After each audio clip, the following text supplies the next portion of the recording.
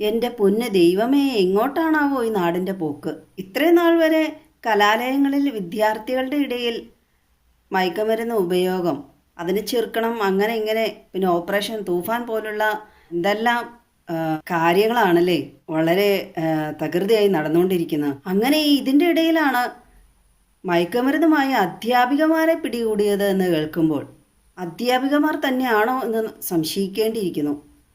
ഇതൊക്കെ വിൽക്കാൻ വേണ്ടി മാത്രം, ഈ മനുഷ്യരെ വഴിതെറ്റിക്കാൻ, മനുഷ്യരെ നശിപ്പിക്കാൻ വേണ്ടി മാത്രം മയക്കുമരുന്നിലൂടെയൊക്കെ അധ്യാപികമാരുടെ വേഷത്തിൽ വല്ല കയറി കൂടിയതാണോ? BRC അധ്യാപികമാരാണ്, വടകര സ്വദേശികളാണ്. അവർ പറയുന്നത് കുട്ടികളിൽ ഈ മയക്കുമരുന്ന് വിൽപ്പന നടത്തിയിട്ടില്ല എന്നൊക്കെയാണ്. അധ്യാപികമാർ എന്ന് അവകാശപ്പെടുന്ന ഇവളുമാർ പഠിപ്പിച്ച് കുട്ടികളുടെ മാതാപിതാക്കളും ബന്ധുക്കളൊക്കെ ഒരു അങ്കലാപ്പിലായിരിക്കുമല്ലോ.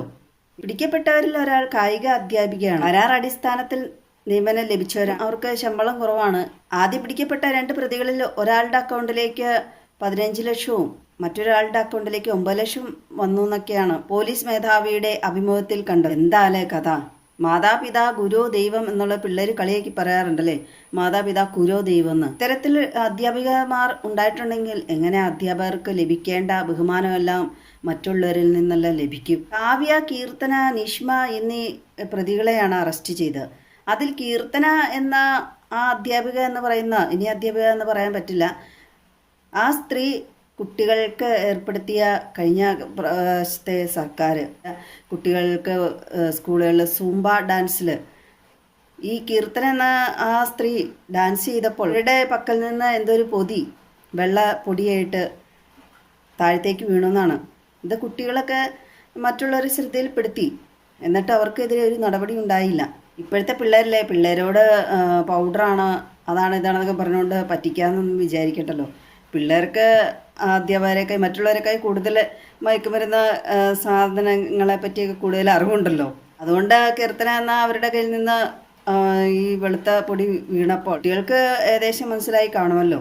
ഒരു പെൺകുട്ടി പരാതി നൽകിയിട്ടുണ്ട്. കായികവുമായി ബന്ധപ്പെട്ടുള്ള ഒരു പെൺകുട്ടിയാണ്. ആ പെൺകുട്ടിയെ പരിശീലിപ്പിച്ചത് ഒരു കായിക അധ്യാപികയാണ്. അവരെ ഇടയ്ക്ക് വെളുത്ത പൊടി കൊടുക്കുമായിരുന്നു, പിന്നെ ബിസ്ക്കറ്റ് കൊടുക്കുമായിരുന്നു, ഇഞ്ചക്ഷൻ എടുക്കുമായിരുന്നു.